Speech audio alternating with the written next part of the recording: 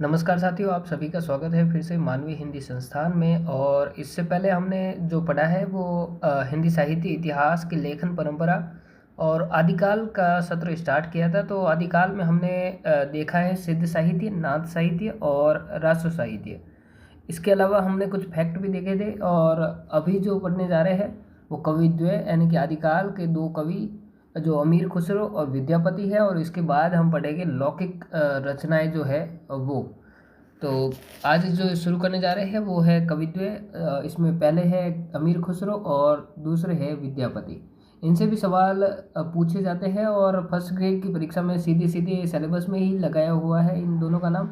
और second grade की परीक्षा में भी इन दोनों से एक एक प्रश्न तो आने की संभावनाएं रहती है।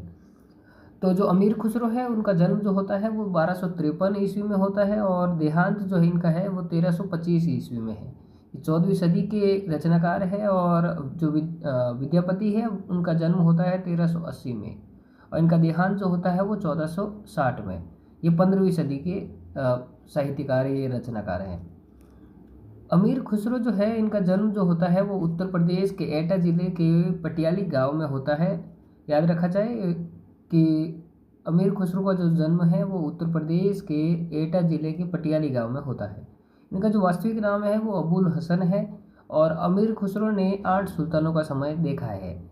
इनके गुरु जो है वो प्रसिद्ध सूफी संत निज़ामुद्दीन औलिया है। ऐसा भी सवाल पूछा जा सकता है कि कौन से ऐसे आदिकाल के संत हैं या आदिकाल के रचनाकार हैं जिनके गुरु का नाम निज़ामुद्दीन औलिया है। तो उन अमीर खुसरो के गुरु का नाम निज़ामुद्दीन औलिया है।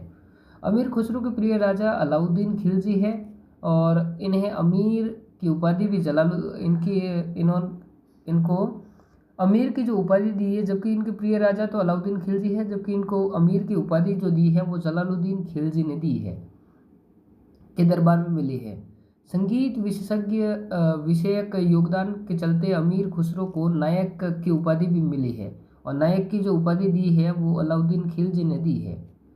निज़ामुद्दीन औलिया ने अपने शिष्य अमीर खुसरो को तरकुल्ला की उपाधि भी मिली हुई है। तो ये जो उपाधियाँ दी गई है इनको भी आपको याद रखना है कि तरकुल्ला की उपाधि जो है अमीर खुसरो को किसने दी है, तो निज़ामुद्दीन औलिया ने दी है। और नायक की जो उपाधि है वो भी अमीर खुसरो की है और वो अलाउद्दीन खिलजी के दरबार में मिली है। और अमीर की जो उपाधि है वो जलालुद्दीन खिलजी के दरबार में मिली हुई है। नोट यहाँ लिखा हुआ है कि निज़ामुद्दीन औलिया की उपाधि भी लिखी हुई है। निज़ामुद्दीन औलिया जो है इनके गुरु है अमीर खुसरो के। इनको जो उपाधि है वो है महबूब ए इलाही यानी ईश्वर का प्रेमी, और योगी सिद्ध, सुल्तान उल औलिया यानी संतों का राजा। और अमीर खुसरो की एक पंक्ति है, अगर फिरदौस किमियस्त हमियस्त हमियस्त हमियस्त, अर्थात तो अगर पृथ्वी पर कहीं स्वर्ग है तो वह यही है, यही है, यही है। ये पंक्ति आपने पहले भी सुन रखी होगी, कई मूवी में या फिर कई बार भी सुनी जा सकती है। ये प्रसिद्ध पंक्तियाँ हैं, इनको भी आपको याद रखना है। निज़ामुद्दीन औलिया ने गयासुद्दीन तुगलक के लिए कहलवाया था कि हुनूस दिली दुरुस्त। ये पंक्ति भी आपने इतिहास पढ़ते समय और जीके के पेपर को पढ़ते समय पढ़ी होगी। तो ये इन पंक्तियों को भी याद रखना है कि हुनूस दिल्ली दुरुस्त यानी कि अभी दिल्ली दूर है। ये पंक्तियाँ निज़ामुद्दीन औलिया ने गयासुद्दीन तुगलक के लिए कहलवाई थी। निज़ामुद्दीन औलिया का देहांत जो है वो 1325 ईस्वी में हुआ। तो तब अमीर खुसरो ने लिखा कि अमीर खुसरो की इन पंक्तियों को भी आपको विशेष याद रखना है। ये पंक्तियाँ पहले भी पूछी गई है कि गौरी शोभे सेज पर, मुख पर डारे केस, चल खुसरो घर आपने रैन भई चौ देश। यानी कि खुसरो अब अपने घर चले जा। अभी जो गौरी है वो गौरी कौन है, ये निज़ामुद्दीन औलिया के लिए प्रयोग किया गया है कि गौरी सोवे सेज पर, तो वो तो अभी सेज पर सो गया है। अब पर मुख पर डारे केस, चल खुसरो घर आपने, कि अभी आप तेरे जाने का समय भी हो गया है। यहाँ जो गौरी शब्द है वो निज़ामुद्दीन औलिया के लिए प्रयोग किया गया है। औलिया साहब की दरगाह के पास ही अमीर खुसरो को भी दफनाया गया है। और रामकुमार वर्मा ने अमीर खुसरो को अवधि का प्रथम कवि कहा है। इसको विशेष आप रेखांकित करेंगे और ध्यान रखेंगे कि अमीर खुसरो को अवधि का प्रथम कवि किसने कहा है, तो वो रामकुमार वर्मा ने कहा है। और वैसे भी पूछा जाए कि अवधि का प्रथम कवि कौन है, तो एक बार तो आपको अमीर खुसरो ही करना है। ईश्वरी प्रसाद सिंह जो है वो खुसरो को कवियों में राजकुमार कहते हैं। कवियों में राजकुमार दो है, एक आधुनिक काल में अपने हरिश्चंद्र भारतेंदु हरिश्चंद्र आएंगे, और एक जो है ये अमीर खुसरो है वो है कवियों में राजकुमार। जो ईश्वरी प्रसाद सिंह है इसको भी आपको याद रखना है। ईश्वरी प्रसाद सिंह ने कवियों का राजकुमार किसको कहा है, तो अमीर खुसरो को कहा है। अमीर खुसरो खड़ी बोली हिंदी के आदि कवि यानी पहले कवि माने जाते हैं। तो अवधी के भी पहले कवि है और खड़ी बोली के भी पहले कवि है। खड़ी बोली के शब्द इनकी कविताओं में देखे जा सकते हैं, तो खड़ी बोली के पहले कवि माने जाते हैं। मध्यकालीन संगीत परंपरा के आदि आचार्य है, और अमीर खुसरो ने सबक ए हिंदी नामक नवीन काव्य शैली का प्रचलन किया है। इन्होंने भोर, तिलक, सनम, तराना आदि अनेक संगीत शैलियों का प्रयोग किया है। तो आपसे ये पूछा जा सकता है कि भोर, तिलक, सनम और तराना क्या है, तो आपको बताना है कि संगीत शैलियों का ये नाम है और इसका संबंध जो है अमीर खुसरो से है। कव्वाली गायन को प्रचलित करने का श्रेय जो दिया जाता है वो भी अमीर खुसरो को ही दिया जाता है, और तबला और सितारा वाद्य यंत्र का आविष्कार भी इन्होंने किया है। सितार जो इन्होंने बनाया है वो वीणा और तंबूरा को मिक्स करके बनाया है, दोनों को एक करके बनाया गया है। और अमीर खुसरो भारतीय और इस्लामिक संस्कृतियों के प्रतिनिधि करने वाले प्रतिनिधि कवि है। 99 ग्रंथों के रचयिता माने जाते हैं, और पाठ की दृष्टि से अमीर खुसरो की पहेलियाँ सर्वाधिक प्रामाणिक मानी जाती है। जबकि आदिकालीन साहित्य जो है वो सभी पर कहीं न कहीं एक अप्रामाणिकता का आरोप लगाया जाता है, लेकिन अमीर खुसरो की जो पहेलियाँ है वो एकदम ही प्रामाणिक मानी जाती है, सर्वाधिक प्रामाणिक मानी जाती है। आगे चले तो अमीर खुसरो ने खड़ी बोली हिंदी में विशेष करके पहेलियाँ लिखी है। खड़ी बोली में जो उनकी लिखी गई रचनाएं हैं, जो काव्य है वो है पहेलियाँ। तो आपसे पूछा जा सकता है कि अमीर खुसरो ने अपना पूरा ही काव्य जो है वो खड़ी बोली में लिखा है, ये बात सत्य नहीं है। जबकि खाली पहेलियाँ जो है विशेष करके वो खड़ी बोली में लिखी गई है। और अमीर खुसरो ने हिंदी में पहेलियाँ, मुकरिया, दो शकुने, ढकोसले, गजलें लिखी है। अमीर खुसरो ने मसनवियाँ लिखी है, लेकिन इनका संबंध हिंदी से नहीं है। ये मसनवियाँ फारसी भाषा में और फारसी लिपि में लिखी गई है। असल में मसनवियाँ राजनीतिक ऐतिहासिक ग्रंथ होते हैं।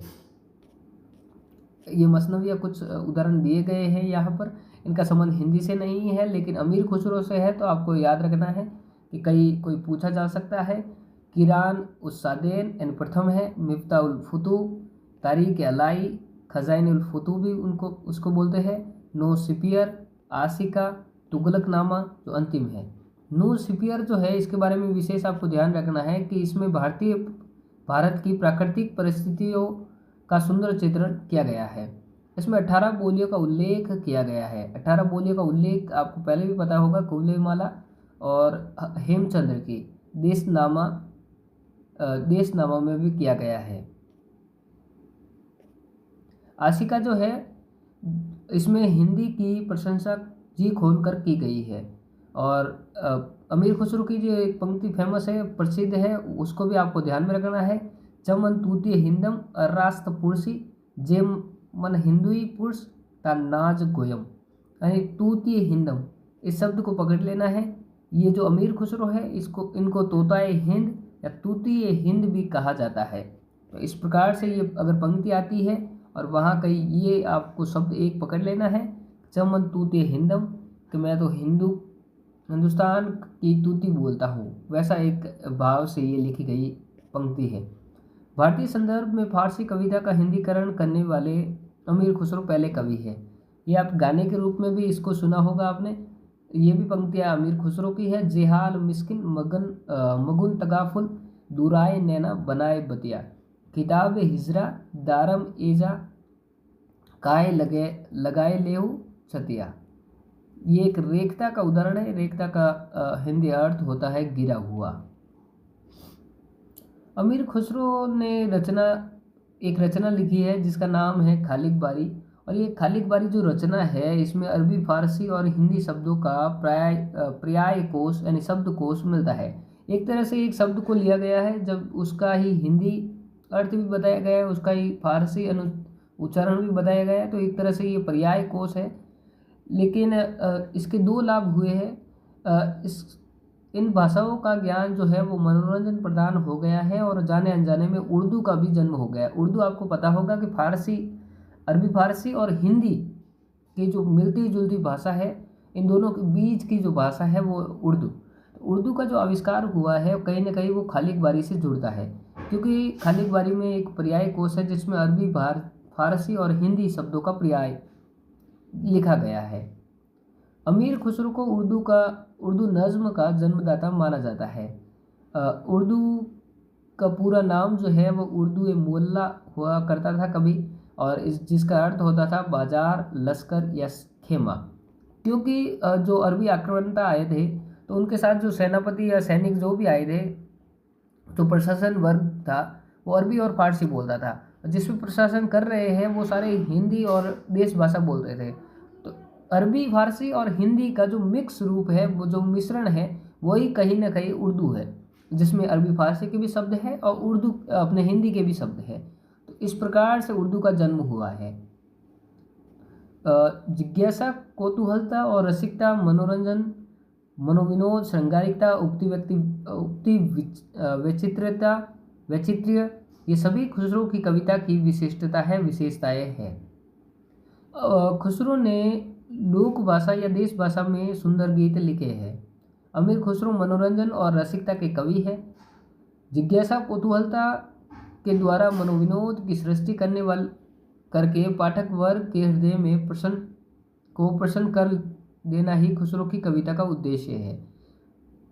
अमीर खुसरो की कविता में सूफियाना प्रेम का प्रभाव दृष्टिगोचर होता है। रामकुमार वर्मा ने अमीर खुसरो के यहाँ पहेलियों के 6 प्रकार बताए हैं। अगर पहेलियों के प्रकार भी पूछे जाए तो रामकुमार वर्मा ने इस पर बहुत सुंदर काम किया है, जिन्होंने पहेलियों के भी 6 प्रकार बताए हैं। एक जो पहेली होती है वो है अंतरलापी का पहेली, जिस पहेली में उत्तर उसी में शामिल होता है। जैसे कि श्याम बरन है दांत अनेक, लचकत जैसी नारी, दोनों हाथ से खुसरो खींचे और कहे तू आरी। तो इसका जो अर्थ होगा वो आरी ही है, जो इसका उत्तर होगा, और आरी जो है इसमें शामिल है, जो उत्तर उसका होता है वो उसमें ही शामिल होता है। एक होती है बहिर्लापी का पहेली, जिस पहेली में उत्तर कहीं बाहर से आए। श्याम बरन है एक नारी, माथे ऊपर लागे प्यारी, जो मानुष इस अर्थ को खोले, कुत्ते जैसी बोली बोले। तो इसका अर्थ होगा, उत्तर जो होगा वो भौहे है, और भौहे होती है जो होती है वो इसमें शामिल नहीं है, कई बार से आया है। तो ये जो होती है वो बहिर्लापी का पहेली होती है। आगे है दो शकुने। दो शकुने क्या होते हैं? जिसमें दो भिन्न भिन्न प्रश्नों का जब एक ही उत्तर श्लेष में दिया जाए तो वहाँ होगा दो शकुने। जैसे ब्राह्मण प्यासा क्यों और गधा उदास क्यों, तो लोटा न था। बराबर या संबंध पहेली क्या है? तो इसमें दो भिन्न प्रश्नों का एक ही उत्तर संबंध जोड़ते हुए दिया जाता है। आदमी और गेहूं में क्या संबंध समानता है? तो वो है बाल। अब मुकरिया जो होती है वो मुकरिया है। मुकरिया में क्या होता है? कहकर मुकर जाना होता है। इसमें ए सखी साजन ना सखी करके उत्तर दिया जाता है और के रूप में एक प्रश्नोत्तर मिलता है। इसमें इसके जो उदाहरण है वो इस प्रकार से है कि मीठे लागे वाके बोल, ए सखी साजन ना सखी, तो अगला बोलेगा ढोल। खा गया पी गया दे गया बुत्ता, ए सखी साजन ना सखी, तो कुत्ता। डकोसला जो है, दो डकोसला जो होते हैं वो बेमतलब की शब्दावली होती है जिनका कोई मतलब नहीं होता है। वो खीर पकाई जतनते, चरखा दियो चलाए, आई कुत्ता खाए गए और तू बैठी ढोल बजाए, जिसका कोई अर्थ नहीं होता है, वो है ढकोसला। तो ये 6 प्रकार इनकी पहेलियों के बताए जाते हैं। नोट, हिंदी के पहले मुसलमान कवि अगर आपसे पूछे जाए तो वो मुसलमान कवि हो गए अब्दुल रहमान, जिनको अपने हजारी प्रसाद द्विवेदी जी ने पहला कवि हिंदी का माना है, जिनका संदेश रासक रचना प्रसिद्ध है। लेकिन खड़ी बोली के पहले मुसलमान कवि अगर आपसे पूछे जाए तो वो हो गए अमीर खुसरो। इसको विशेष आप ध्यान में रखेंगे कि हिंदी के पहले मुसलमान कवि अगर आपसे पूछे जाए तो वो अब्दुल रहमान हो गए, और कहीं ना कहीं खड़ी बोली के पहले मुसलमान कवि अगर आपसे पूछे जाए तो वो अमीर खुसरो हो गए। अमीर खुसरो की एक पंक्तियाँ है जिस पर आरोप लगाया जाता है कि यानी कि विवाद है कि ये कलंदर की है या अमीर खुसरो की है। तो सजन सकारे जाएंगे, नैन मरेंगे रोए, बिदना ऐसी रैन कर, भोर कभी ना होए। तो ये कलंदर की भी मानी जाती है, और अमीर खुसरो अगर ऑप्शन में कलंदर है तो ठीक बात है, नहीं तो अमीर खुसरो से ये जुड़ेगी।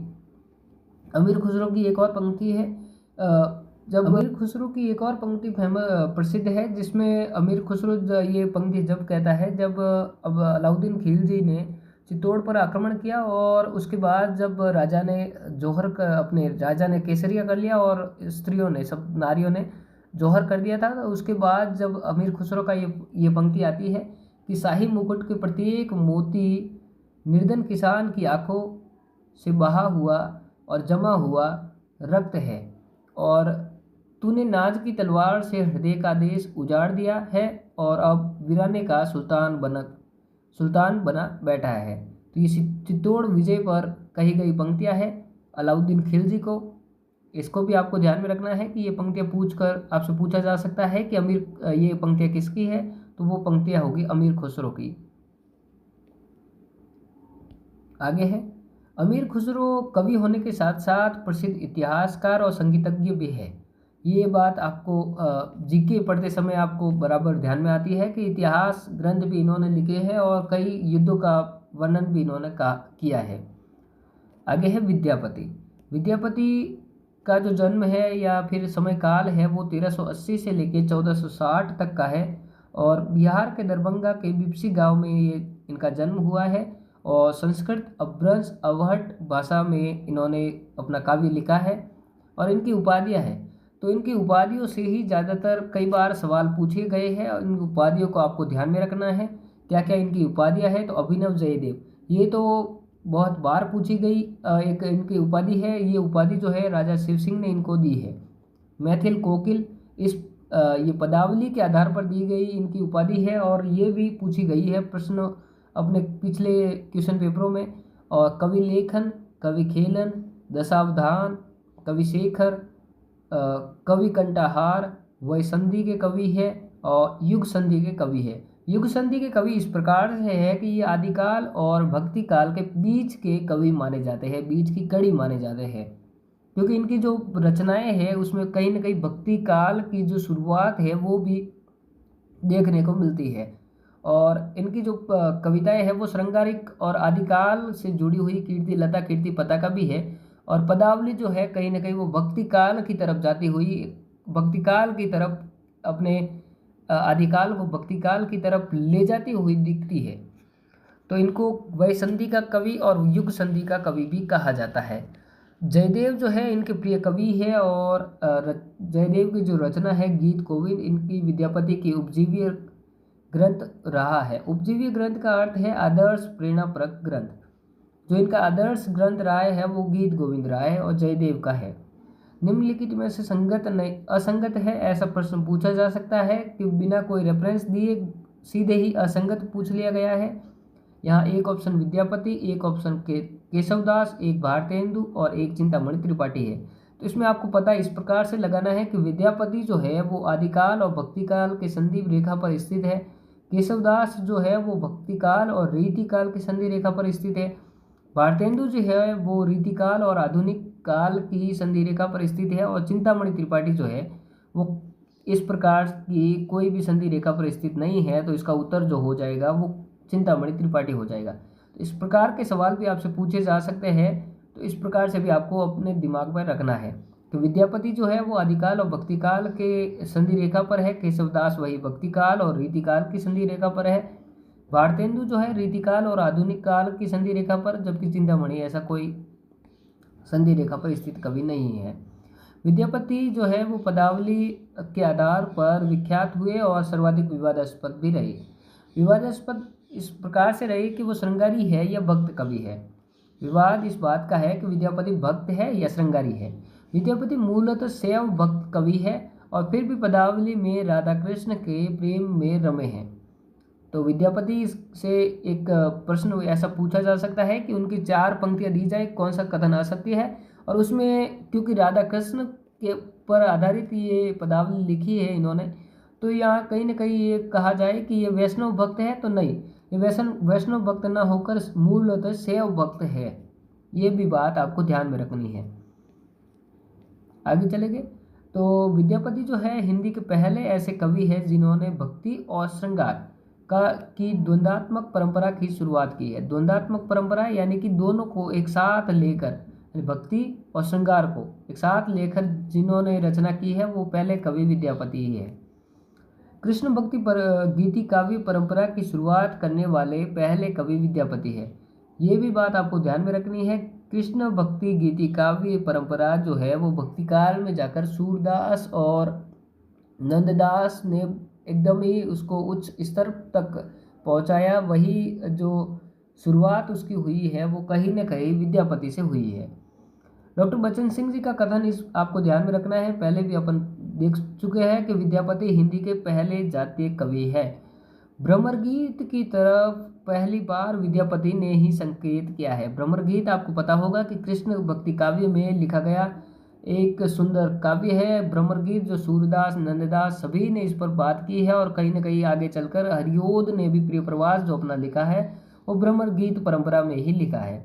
यद्यपि भ्रमर गीत परंपरा जो है व्यवस्थित शुरुआत जो होती है वो सूरदास से होती है, लेकिन कहीं ना कहीं शुरुआत या संकेत मात्र करने का जो जाता है वो विद्यापति की तरफ जाता है। आदिकाल में विद्यापति समन्वयात्मक चेतना के कवि है। ये समन्वय की चेतना लेकर आते हैं। विद्यापति हिंदी के पहले ऐसे कवि हैं जिनकी कविताओं में श्रृंगार, भक्ति और वीर रस की त्रिवेणी मिलती है। आदिकाल में ये पंक्ति आपको विशेष ध्यान में रखनी है कि आदिकाल की वेगवती धारा को भक्ति के पथ पर मोड़ने का ऐतिहासिक कार्य जो किया है वो विद्यापति ने संपन्न किया है। सीधे सीधे आपसे पूछा जा सकता है कि आदिकाल की जो वेगवती धारा को भक्ति के पथ पर मोड़ने का जो ऐतिहासिक कार्य किया है वो किसने किया है, तो वो आपको बता देना है कि विद्यापति ने किया है। इनकी रचनाएं अगर आप देखेंगे तो ये अपभ्रंश मैथिली और संस्कृत में इन्होंने रचनाएं लिखी है। तो आपको ध्यान में रखना है कि कौन सी रचना मैथिली में है, कौन सी अपभ्रंश में है और कौन सी संस्कृत में है। जो अपभ्रंश में इनकी रचना है वो अपभ्रंश मिश्रित देश भाषा में जो रचनाएं हैं जिसको अवहट्ट भी बोला जा सकता है वो है कीर्ति लता और कीर्ति पताका। मैथिली भाषा में जो लिखी गई है वो है पदावली। और संस्कृत भाषा में जो रचित ग्रंथ इनकी रचनाएं हैं वो शैव सर्वस्व, पुरुष परीक्षा, भू परिक्रमा, लिखनावली, वर्ण कृत्य, दान वाक्यावली, गंगा वाक्यावली, विभाग सार, गया पत्तलक, दुर्गा भक्ति तरंगिणी, प्रमाणभूत प्रमाण संग्रह और गोरक्ष विजय नाटक। गोरक्ष विजय नाटक से आपको याद रखना है कि आपको कंफ्यूज नहीं होना है कि गोरक्ष जो सिद्धांत संग्रह है वो गोपीनाथ कविराज का है। जब हमने नाथ साहित्य पढ़ा था वहीं आपको बताया गया था और इधर भी मैंने अलग से पेंसिल से लिख दिया है। तो ये भी आपको ध्यान में रखना है कि गोरक्ष विजय जो नाटक है वो तो है अपने विद्यापति का, जबकि गोरक्ष सिद्धांत संग्रह जो है वो है गोपीनाथ कविराज का। आगे जब हम विद्यापति की रचनाओं का विश्लेषण करेंगे तो वो इस प्रकार से है कि जो पहली जो रचना है, जो प्रसिद्ध रचना हिंद की है वो है पदावली। पदावली डॉक्टर बच्चन सिंह ने पदावली के आधार पर विद्यापति को अपरूप का कवि कहा है। इनकी फिर से मैं बता रहा हूँ कि इनकी जो उपाधियाँ है इनको आपको याद रखेंगे और उपाधि किसने दी है अगर प्रसिद्ध है तो वो आपको याद रखनी है। पदावली के आधार पर डॉक्टर बच्चन सिंह जी ने इनको अपरूप का कवि कहा है। डॉक्टर बच्चन सिंह जी ने पदावली के इस पद को विद्यापति के जीवन दर्शन का सार कहा है। इन पंक्तियों को भी आपको विशेष याद रखना है क्योंकि बच्चन सिंह जी ने इन पर विशेष ध्यान दिलवाया है कि सखी है कि पूछसी अनुभव मोय। ये मैथिली भाषा में है और पदावली में लिखी गई है। सखी है कि पूछसी अनुभव मोय और माधव सुन सुन वचन हमार। आदिकाल में रचित पदावली सर्वश्रेष्ठ गीति काव्य का उदाहरण है। आदिकाल में जबकि ज़्यादातर गद्य और पद्य लिखे गए उसमें गीति काव्य भी अपने रासो साहित्य में कहीं ना कहीं दिखते हैं। जो गीति काव्य तो नहीं मिलते लेकिन गेय रचनाएं मिलती है, लेकिन गीति काव्य का अगर उदाहरण कोई है आदिकाल में तो वो है पदावली। पदावली की विशेषता ये इस प्रकार से है कि पदावली जो है भक्ति और श्रृंगार रस की प्रधानता मिलती है। संगीतात्मकता, ध्वन्यात्मकता, नाद सौंदर्य की प्रधानता इसमें मिलती है। पदावली में मैथिली संस्कृति जीवंत हो उठी है। लोक धुनों की जो मिठास है वो इसमें मिलती है। निराला जो है, ये पंक्ति आपको विशेष ध्यान में रखनी है कि निराला ने पदावली के आधार पर पदावली को नागिन की मादक लहर कहा है। निराला ने पदावली को मादक लहर कहा है, ये बात आपको ध्यान में रखनी है विशेष। ये पूछा जा सकता है कि पदावली को नागिन की मादक लहर किसने कहा है, तो वो कहा है निराला ने। पदावली में जो है व्यक्तिकता है और चित्रात्मकता, बिंब धर्मिता के गुण मिलते हैं। ये जो रचना है वो स्वांत सुखाय यानी खुद के सुख के लिए लिखी गई है। और पदावली जो है, पदावली में प्रतीक रूप में राजा शिव सिंह और लखमा देवी का प्रयोग किया गया है। श्रृंगार यानी कि जो मैंने कहा था कि जो ये विवाद है पदावली के आधार पर कि ये श्रृंगारी कवि है, भक्त कवि है या फिर रहस्यवादी कवि है। तो जो श्रृंगारी कवि मानने वाले विचारक जो है वो है रामचंद्र शुक्ल, राम कुमार वर्मा, हरप्रसाद शास्त्री, डॉक्टर बच्चन सिंह और राम वृक्ष बेनीपुरी। और जो भक्त कवि मानने वाले हैं वो है हजारी प्रसाद, श्याम सुंदर दास और चैतन्य महाप्रभु। और रहस्यवादी जो कवि मानने वाले हैं वो है ग्रियर्सन और आनंद प्रकाश। इसको आप स्क्रीनशॉट ले लें इसका, और विशेष इसको ध्यान में रखें कि कौन विद्यापति को श्रृंगारी कवि मानता है, कौन श्रृंगारी कवि मानता है और कौन भक्त कवि मानता है। तो श्रृंगारी कवि में आपको ध्यान में रखना है ऐसे कि राम जहाँ है रामचंद्र शुक्ल, राम कुमार वर्मा और राम वृक्ष बेनीपुरी, ये तो तीन है। हरप्रसाद शास्त्री को आपको ध्यान में रखना है और एक ही है बच्चन सिंह जी। भक्त कवि में जो है चैतन्य महाप्रभु, तो आपको सीधी सीधी याद रह जाएगा क्योंकि चैतन्य महाप्रभु खुद एक भक्त है। तो श्याम सुंदर दास नाम भगवान की तरह है और हजारी प्रसाद द्विवेदी, चाहे रामचंद्र शुक्ल होगा उसका एकदम विरोध में होगी हजारी प्रसाद द्विवेदी। जबकि कहीं कहीं ये विरोध नहीं भी दिखने को मिलता है, लेकिन ये विरोध ज़्यादातर देखने को मिलता है। तो जहाँ श्रृंगारी कवि रामचंद्र शुक्ल कहते हैं, वही इसके विरोध में हजारी प्रसाद द्विवेदी जी भक्त कवि इनको मानते हैं। और जो रहस्यवादी कवि है वो है ग्रियर्सन और आनंद प्रकाश। ग्रियर्सन और आनंद प्रकाश में रहस्य आपको याद रखना है। इसको आपको विशेष एक बार स्क्रीनशॉट ले लेना है, देख लेना है, याद कर लेना है। इसके प्रश्न पहले भी पूछे गए हैं और आगे भी पूछे जा सकते हैं। आगे है रामचंद्र शुक्ल का कथन है कि विद्यापति को श्रृंगारी कवि मानते हुए कहा है कि आध्यात्मिकता के रंग के चश्मे आजकल बहुत सस्ते हो गए हैं और इन चश्मों को लगाकर जैसे लोगों ने जयदेव के गीत गोविंद को आध्यात्मिक रचना कहा है, वैसे ही विद्यापति की पदावली को भी। इन पंक्तियों को आपको विशेष ध्यान में रखना है कि ये जो पंक्तियां हैं वो रामचंद्र शुक्ल की है और ये पंक्तियां सीधे सीधे आपको पूछी जा सकती है कि आध्यात्मिकता के रंग के चश्मे जो है आजकल सस्ते हो गए हैं और इनको लगाकर जैसे जयदेव की गीत गोविंद जो है इसको भी रामचंद्र शुक्ल तो श्रृंगारी कविता मानते हैं, तो उसकी तरह ही आध्यात्मिकता के रंग रचना कहा है, वैसे ही विद्यापति की पदावली को भी ये आध्यात्मिकता की रचना कहते हैं। डॉक्टर बच्चन सिंह जी का कथन है कि विद्यापति को भक्त कहना वैसा ही होगा जैसा कि खजुराहो के मंदिरों को आध्यात्मिक कहना, यानी विद्यापति को भक्त कवि कहना वैसा ही होगा जैसे खजुराहो के मंदिर को आध्यात्मिक कहना। ये बच्चन सिंह जी का कथन है और बच्चन सिंह जी का भी कहीं ना कहीं ये इशारा है कि ये श्रृंगारी कवि है। बच्चन सिंह और शुक्ल जी इन्हें श्रृंगारी कवि मानते हैं। रामवृक्ष बेनीपुरी जो श्रृंगारी कवि मानते हैं, इन्होंने पदावली का संपादन किया है। हरप्रसाद शास्त्री जो है ने नेपाल के राजकीय पुस्तकालय से कीर्ति लता की खोज की है। हरप्रसाद शास्त्री ने कीर्ति लता की जो खोज है, मूल पांडुलिपि है, वो नेपाल के राजकीय पुस्तकालय से लेकर आए हैं। हरप्रसाद शास्त्री ने विद्यापति को पंचदेवोपासक कहा है। इसको भी विशेष आपको ध्यान में रखना है कि पंचदेवोपासक कौन है, तो विद्यापति है। किसने कहा है? हरप्रसाद शास्त्री ने कहा है। हजारी प्रसाद द्विवेदी जी का ये वाक्य याद में रखना है, ये ध्यान में रखना है कि ये श्रृंगार का सिद्ध वाक्य कवि है। श्रृंगार का सिद्ध वाक्य कवि किसको कहा है? अपने हजारी प्रसाद द्विवेदी जी ने, तो वो विद्यापति को कहा है। यानी विद्यापति से तो आपको जो आलोचकों के कथन है वही विशेष ध्यान में रखने हैं, और इनकी जो रचनाएं हैं उनको, क्योंकि जो अमीर खुसरो और विद्यापति जो है आदिकाल में अगर विशेष कोई ध्यान में रखने जैसा कवि है या रचनाकार है तो वो विद्यापति और अमीर खुसरो है।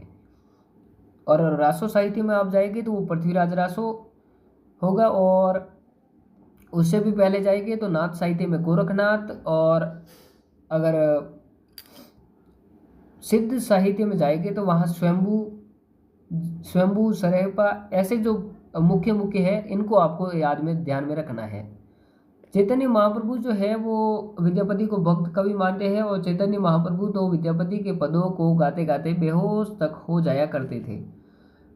कीर्तन पद्धति के जन्मदाता भी चैतन्य महाप्रभु है। और हजारी प्रसाद द्विवेदी जी का आगे कथन है कि जिस प्रकार चंद बरदाई ने पृथ्वीराज रासो लिखा है, जिस प्रकार चंद बरदाई ने पृथ्वीराज रासो लिखा है, उसी शैली में विद्यापति ने कीर्ति लता लिखा है। कीर्ति लता जो है वो भृंग भृंगी संवाद में रचित है। जहाँ पृथ्वीराज रासो को हजारी प्रसाद द्विवेदी जी सुख सुखी संवाद कहते हैं, वैसे ही कीर्ति लता को आपको ध्यान में रखना है, ये भृंग भृंगी संवाद कहते हैं। कौन? हजारी प्रसाद द्विवेदी जी।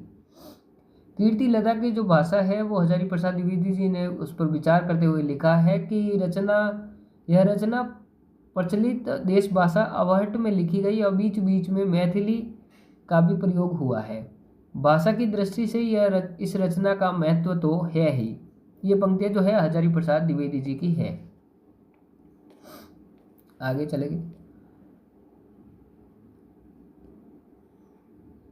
ग्रियर्सन का कथन है विद्यापति को लेकर कि ग्रियर्सन का कथन इस प्रकार से है कि विद्यापति को रहस्यवादी कवि घोषित करते हुए ग्रियर्सन लिखते हैं कि राधा जो उनकी पदावली है उसमें जो राधा है वो उसका जो प्रतीक है वो राधा जीवात्मा का प्रतीक है, और कृष्ण जो है वो परमात्मा का प्रतीक है। इस प्रकार से ये स्वीकार करते हुए ग्रियर्सन जो है इनको रहस्यवादी कवि घोषित करते हैं।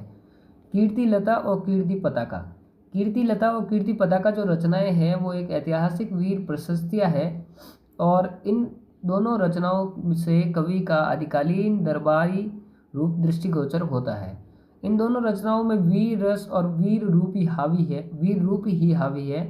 कीर्ति लता जो है वो राजा कीर्ति सिंह के लिए लिखी गई है, और कीर्ति पताका जो है वो राजा शिव सिंह के लिए लिखी गई है, और राजा शिव सिंह जो है विद्यापति के प्रिय कवि है, प्रिय राजा है। कीर्ति लता से कुछ पंक्तियाँ ली गई है, और ये आपको परीक्षाओं में देखने को मिलती है, पहले भी देखने को मिली है अगर आपने पेपर देखे हैं पुराने तो।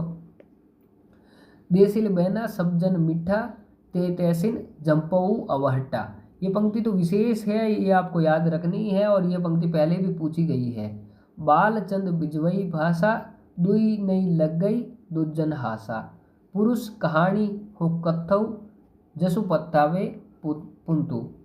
ये भी आपको याद रखनी है। और सक्कय वाणी बहुवर्ण भावई पावई रस मम न पावई। यानी जो संस्कृत भाषा है वो तो बहुत जनों ने बोली है, बहुत जन को भाती है, लेकिन उसका रस तो वो उनको मिल जाता है, लेकिन उसका जो मर्म है मम न पावई, जब मर्म जो है वो तो अपने देशील भाषा में ही मिलता है, अवट भाषा में ही मिलता है। संस्कृत बोलने से रस तो मिल जाएगा आपको, लेकिन जो मर्म है कविता का वो कहीं ना कहीं आपको नहीं मिल पाता। तो ऐसे संस्कृत की इन्होंने आलोचना करते हुए ये पंक्ति लिखी है। कीर्ति लता कुल 4 पल्लव जो है वो उसके वेदों का यानी कि भागों का नाम है पल्लव। कीर्ति लता कुल 4 पल्लवों में विभाजित है, और इस रचना में जौनपुर राज्य का बहुत सुंदर चित्रण हुआ है। विद्यापति ने कीर्ति लता की रचना देसिल बहना में की है, और देसिल बहना जो है वो कहीं ना कहीं अवहट अपभ्रंश मिश्रित देश भाषा और अपभ्रंश मिश्रित मैथिली जो है उसका ही नाम देसिल बहना है। विद्यापति जो है कीर्ति लता को पुरुष कहानी कहते हैं। जो अपने पंक्ति पढ़ी भी थी, पुरुष कहानी हो कुत्तों वाली, तो वहाँ से आपको ध्यान में रखना है कि विद्यापति ने अपनी कौन सी रचना को पुरुष कहानी कहा है, तो वो पुरुष कहानी कहा है कीर्ति लता को। आगे है पुरुष परीक्षा। पुरुष परीक्षा से आपको ध्यान में रखना है कि जो पुरुष परीक्षा इनकी रचना है, वो इस रचना में कामशास्त्र, ज्योतिष शास्त्र यानी समुद्रिक शास्त्र और नीति शास्त्र की त्रिवेणी प्रवाहित होती है। यानी कि ज्योतिष शास्त्र से लेके कामशास्त्र और नीति शास्त्र तो नहीं, लेकिन ज्योतिष शास्त्र से लेके प्रश्न पूछा जा सकता है कि विद्यापति की कौन सी ऐसी रचना है जिसमें ज्योतिष शास्त्र की जानकारी मिलती है, तो वो है पुरुष परीक्षा।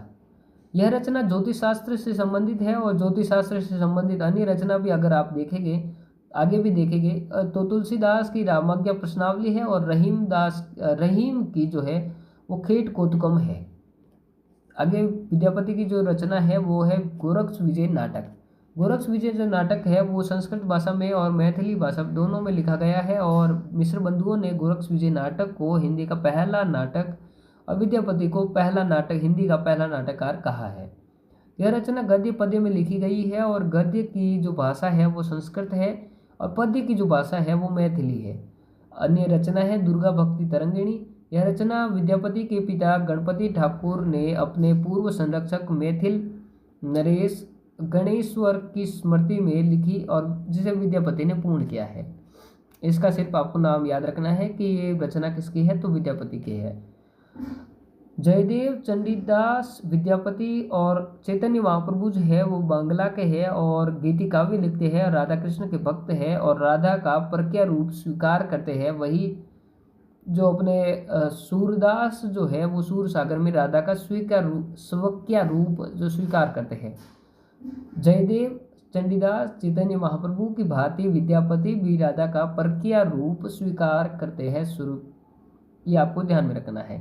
परक्या रूप इस प्रकार से होता है कि जो अपनी स्वयं की पत्नी न होकर कोई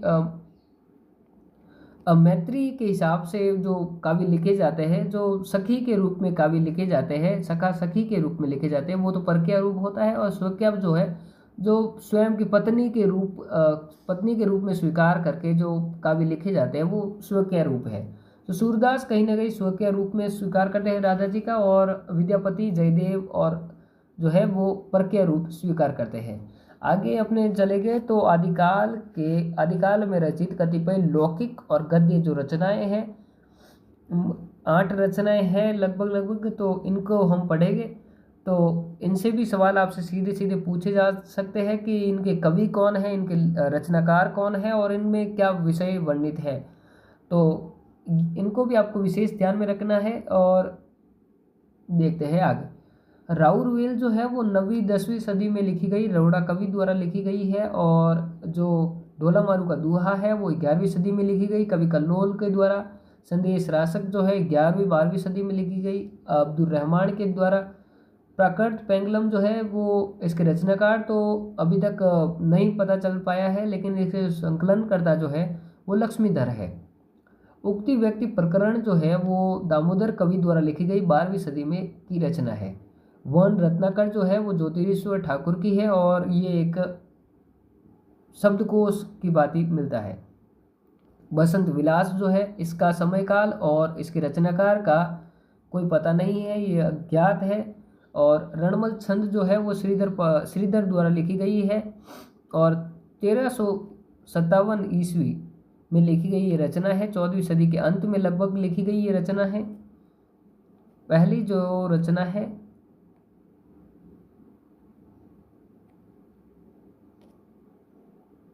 राउरवेल है जो 10वीं सदी की रचना है। ये जो रचना है वो रोड़ा कवि या राउ द्वारा रचित है और डॉक्टर नगेंद्र ने राउर नामक नायिका की चर्चा भी की है कि राउर नाम से कोई नायिका थी जिसका ये श्रृंगारी ग्रंथ है, जिस पर आधारित ये श्रृंगारी ग्रंथ है। डॉक्टर बच्चन सिंह जी के अनुसार राउर अर्थात राजा है और वेल अर्थात विलास है। यानी जो राउरवेल है इसका अर्थ राजा का विलास है बच्चन सिंह जी के अनुसार। और एक सहयोग श्रृंगार के छंद इसमें मिलते हैं। यह जो गद्य पद्य मिश्रित यानी चंपू शैली का प्राचीनतम उदाहरण है। ये विशेष आपको ध्यान में रखना है कि आदिकाल में रचित चंपू शैली का काव्य कौन सा की रचना कौन सी है, तो चंपू शैली में लिखा गया रचना जो है वो राउरवेल है। पद्य की भाषा जो है वो अपभ्रंश, पद्य की भाषा पर जो है वो अपभ्रंश का प्रभाव है, वही गद्य की भाषा पर देश भाषा का प्रभाव है। राउरवेल में 7 बोलियों का या 7 भाषाओं का के शब्द जो मिलते हैं। डॉक्टर बच्चन सिंह जी का कथन है कि डॉक्टर बच्चन सिंह जी के अनुसार इसमें किसी हुणी नारी की प्रशंसा में नक्सिक वर्णन, नक्सिक सौंदर्य का के छंद मिलते हैं। यही से नक्सिक सौंदर्य की शुरुआत मानी जाती है और मालवा की राजधानी धार में एक विस्तृत शिला खंड पर यह रचना उत्कीर्ण की गई है। यानी एक जो रचना है वो शिलांकित रचना है, पत्थर पर लिखी गई। जैसे प्रशस्तियाँ लिखती है वैसे ही प्रशस्ति के रूप में यानी शिलांकित ये रचना मिलती है राउरवेल। वर्तमान में ये शिलांकित रचना अपने मूल पाठ के रूप में ही बम्बई के प्रिंस ऑफ वेल्स म्यूजियम में सुरक्षित रखी गई है। तो ऐसा सवाल भी पूछा जा सकता है कि आदिकाल की कौन सी ऐसी रचना है जो शिलांकित रचना है, तो वो है राउरवेल। कौन सी ऐसी रचना है जो चंपू शैली में लिखी गई है, तो वो भी है राउरवेल। अभी ये वर्तमान में कहाँ रखी गई है, तो प्रिंस ऑफ वेल्स म्यूजियम में रखी गई है बम्बई में। और जो सर्वप्रथम भैयाणी नाम के जो विद्वान है उन्होंने इसे लिपिबद्ध किया है, संपादित और प्रकाशित करवाया है। बाद में माता प्रसाद गुप्त ने इसका प्रमाणिक पाठ संपादित किया है। इस रचना की देश भाषा में अवधी, पंजाबी, राजस्थानी भाषाओं के शब्द मिलते हैं। अवधी का प्रारंभिक जो रूप है वो राउरवेल में देखा जा सकता है। अवधी का जो प्रारंभिक रूप है वो कहाँ देखा जा सकता है, तो वो कहीं ना कहीं अपने राउरवेल में देखा जा सकता है। दूसरी जो रचना है वो है ढोला मारूरा दूहा। ढोला मारूरा दूहा जो है वो ये रचना जो है लौकिक काव्यकृति है और 11वीं सदी में राजस्थानी भाषा में लिखी गई ये रचना है। अब 11वीं सदी में इस रचना में लिखने वाले कवि का कोई उल्लेख नहीं मिलता है, लेकिन बाद में जो 1473 में के लगभग किसी कवि कल्लोल या कुशलाभ ने इसमें अतिरिक्त दोहे जोड़ते हुए इस रचना का जो विस्तार किया है उनका जरूर जिक्र मिलता है। नोट 1556 में कुशलाभ या कल्लोल ने माधवानल कामकंदला चौपाई नाम से रचना भी लिखी है। ढोला मारूरा दूहा जो के रचयिता अगर पूछे जाए तो कवि कल्लोल आपको करना है, कुशलाभ अगर माधवानल कामकंदला चौपाई अगर पूछा जाए तो आपको कुशलाभ पहले ऑप्शन में करना है। अगर विकल्प में कुशलाभ नहीं है तो कल्लोल करना है। और ढोला मारूरा दूहा अगर पूछा जाए तो पहले ऑप्शन में आपको कल्लोल करना है। अगर ऑप्शन में कल्लोल नहीं हो तो कुशलाभ आपको करना होगा। ढोला जो है वो नरवर देश के राजा नल का पुत्र है और मारू जो है वो पुंगल देश यानी बीकानेर की राजकुमारी है। विवाह के समय जो मारवणी है उसकी जो उम्र है वो है 1.5 साल यानी, और ढोला जो है उसकी उम्र जो बताई गई है वो है 3 साल।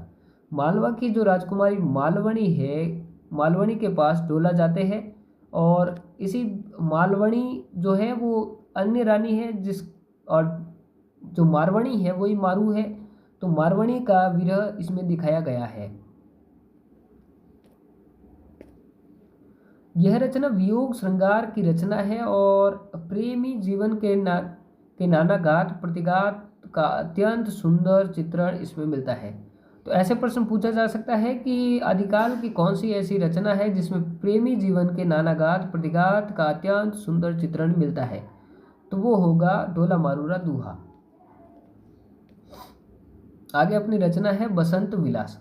बसंत विलास से आपको याद रखना है कि आदिकाल में रचित यह रचना लौकिक काव्य की सर्वश्रेष्ठ ग्रंथ है। सर्वश्रेष्ठ ग्रंथ अगर लौकिक काव्य का अगर पूछा जाता है तो वो है बसंत विलास।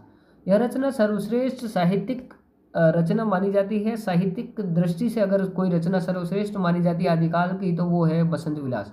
इसमें मात्र कुल 84 दोहे मिलते हैं और इसके रचनाकार अज्ञात है। कोई इस रचनाकार इनका पता नहीं चल पाया है अभी तक। सर्वप्रथम जो है वो 1952 में हाजी मोहम्मद स्मारक से केशव राय, हर्षद राय, ध्रुव ने इसका संपादन या प्रकाशन किया है।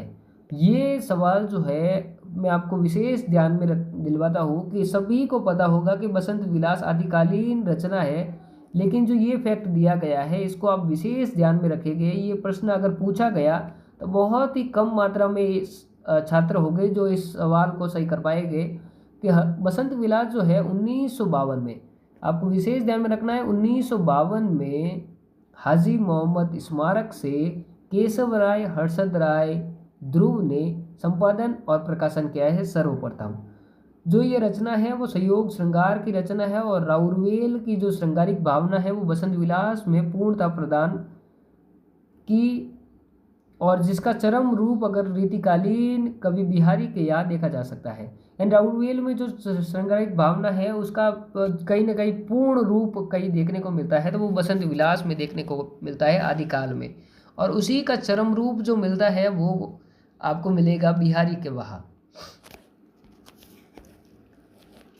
बसंत ऋतु का मानवीय जीवन पर कितना मनोरम प्रभाव पड़ता है इसका जिक्र भी बसंत विलास में देखा जा सकता है।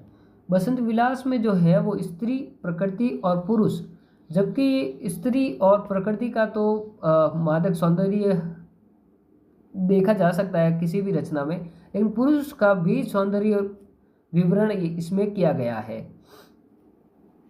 तो प्रश्न किसी भी प्रकार से पूछे जा सकते हैं कि बसंत स्त्री, प्रकृति और पुरुष तीनों का मादक सौंदर्य की त्रिवेणी प्रवाहित होती है, आदिकालीन की ऐसी कौन सी रचना है, तो वो होगी बसंत विलास। आगे जो रचना है वो है प्राकृत पेंगलम।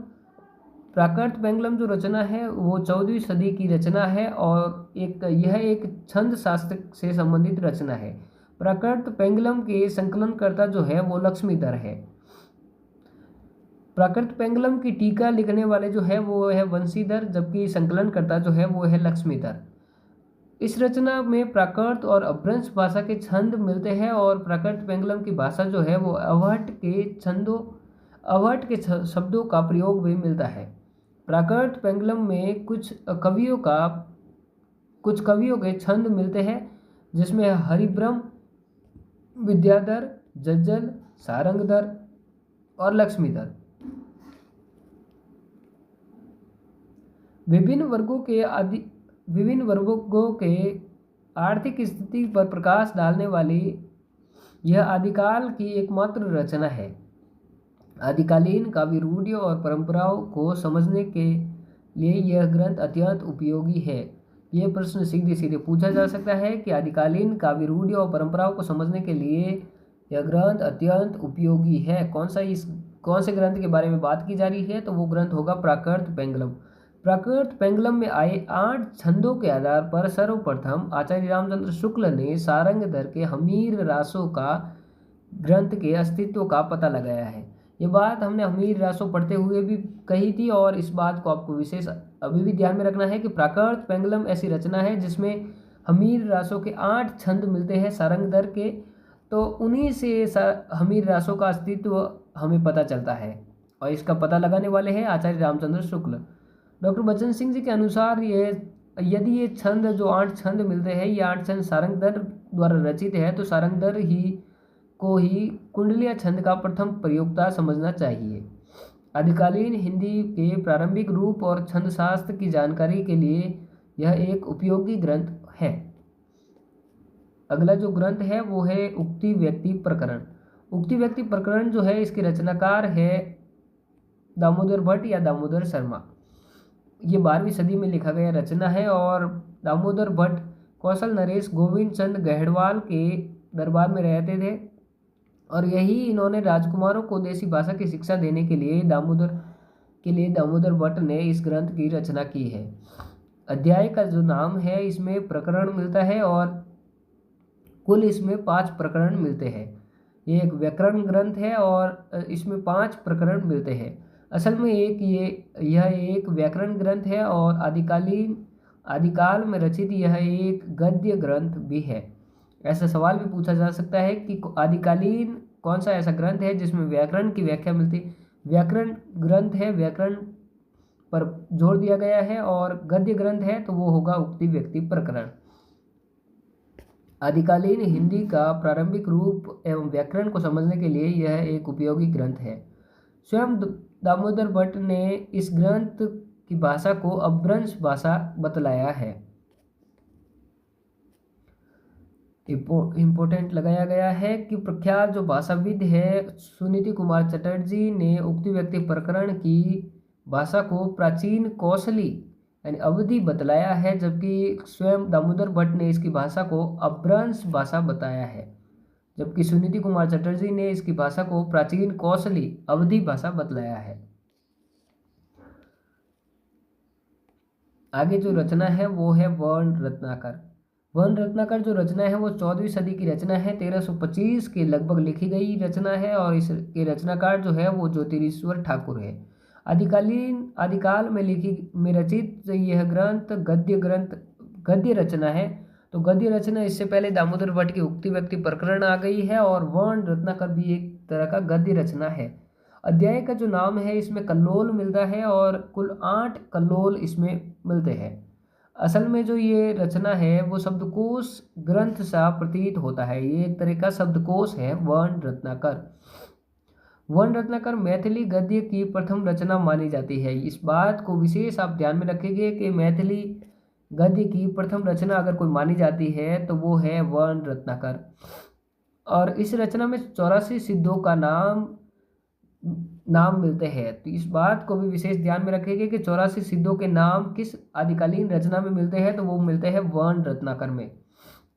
इस रचना की भाषा जो है अवहट का भी प्रभाव देखा जा सकता है। और आगे जो विशेष रचना है वो है संदेश रासक।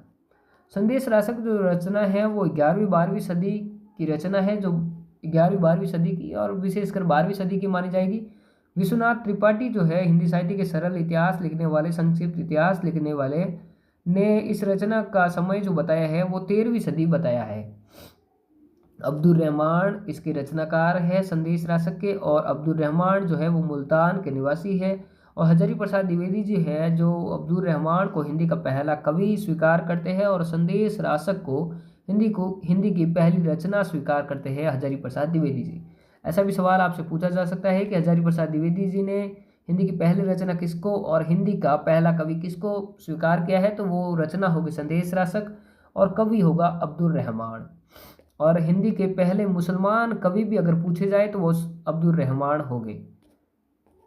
एक इसका काव्य रूप जो है यह खंड काव्य है, यह एक खंड काव्य है, इसे भी आप विशेष ध्यान में रखेंगे। और इस रचना में अध्याय का जो नाम है वो प्रक्रम मिलता है और इसमें कुल 3 प्रक्रम मिलते हैं, जिसमें पहला प्रक्रम तो मंगलाचरण है, दूसरा प्रक्रम जो है विरह वर्णन है और तीसरा प्रकरण जो है वो ऋतु वर्णन है। यह रचना आदिकाल की मेघदूत मानी जाती है और आदिकाल में रचित वियोग श्रृंगार की सर्वोत्तम जो रचना है, सर्वोत्कृष्ट जो रचना है वो रचना होगी अपनी संदेश रासक। आपको विशेष इसमें ध्यान रखना है, इसके जो प्रक्रम मिलते हैं 3, विरह मंगलाचरण, विरह वर्णन और षट ऋतु वर्णन। और यह जो रचना है वो मेघदूत मानी जाती है आदिकाल की। और वियोग श्रृंगार की सर्वोत्कृष्ट रचना आदिकाल की कौन सी है, तो वो होगी संदेश रासक। आगे जो चलते हैं, आगे है अपने किसी मुसलमान धर्मावलंबी द्वारा रचित होने के बावजूद इस रचना में इस्लाम का प्रभाव दूर दूर तक नहीं मिलता और इसलिए हजारी प्रसाद द्विवेदी ने संदेश रासक को हिंदी का पहला धार्मिक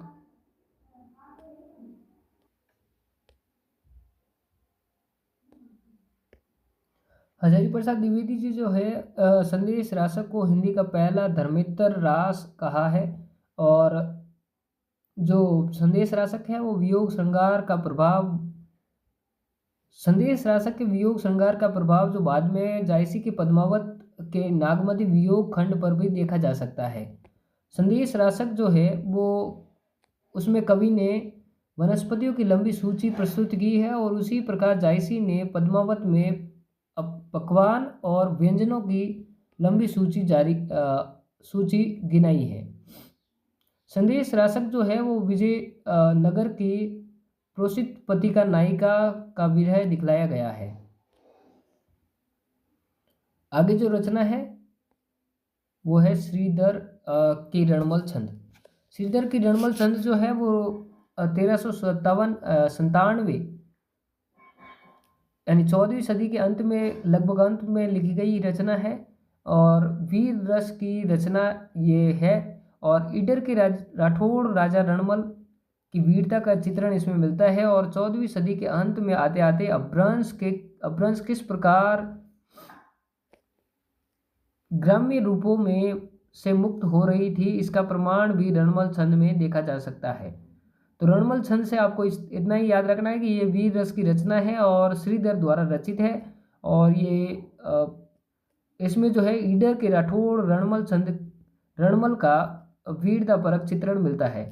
और संदेश राशक में आपको ध्यान में रखना है कि जो संदेश राशक है वो प्रोसित पत्रिका नायिका जो विजयनगर की है उसके बारे में जिक्र किया गया है। और संदेश राशक जो है उसका प्रभाव आगे चलकर नागमती वियोग खंड पर भी पड़ता है जायसी के। और ये इसको हजारी प्रसाद द्विवेदी जी धर्मेतर रास कहते हैं। और ये एक मुसलमान कवि द्वारा लिखी गई रचना है। और यानी ऐसा भी पूछा जा सकता है कि कौन सी आदिकालीन कौन सी रचना है जो एक मुसलमान कवि द्वारा रचित है, तो वो संदेश राशक होगा। और इसके जो प्रक्रम है वो मंगलाचरण, विरह वर्णन और ऋतु वर्णन। तीसरा जो है षट ऋतु वर्णन, 12 मासा नहीं है जबकि षट ऋतु वर्णन है। और आदिकालीन की मेघदूत मानी जाने वाली रचना कौन सी है, तो वो भी संदेश राशक होगी। ये सारे पंक्ति आपको ध्यान में रखनी है। और इसी के साथ अपना आदिकाल जो है वो पूरा होता है। और आपको ये कक्षाएं किस प्रकार से लगी और आदिकाल अपना पूरा हो गया है, इसके बाद मैं कहूँगा आपसे कि ज़रूर पिछले क्वेश्चन पेपर देखें, उसमें आदिकाल के सवाल देखें और जो भी सवाल आए हैं उनको देखें। और उसके बाद भी आप जो देखते हैं अपने जो भी अपनी टेस्ट सीरीजें चल रही है वो देखें। और उनमें जो आदिकाल के सवाल जो पूछे जा रहे हैं या फिर यूट्यूब के माध्यम से जो आत्म मूल्यांकन सीरीज अपने मधुरम हिंदी क्लासेस वाले सर जो ले रहे हैं उनको उनकी कक्षा देखें या फिर रीता गौड़ मैम द्वारा ली गई कक्षा देखें। उसमें से एक भी सवाल मेरे हिसाब से बाहर इसमें से अपने कंटेंट में से बाहर नहीं जाएगा। और आप सभी मेरे हिसाब से इस कंटेंट को अगर पूरे तरीके से देखा है और एक बार पीडीएफ को भी पढ़ लेना, तो मैं कहता हूँ कि आदिकाल से कोई सवाल आपका इससे बाहर नहीं जाएगा। Thank you. और आप सभी देखते रहिएगा और आगे भी वीडियो आते रहेंगे। धन्यवाद।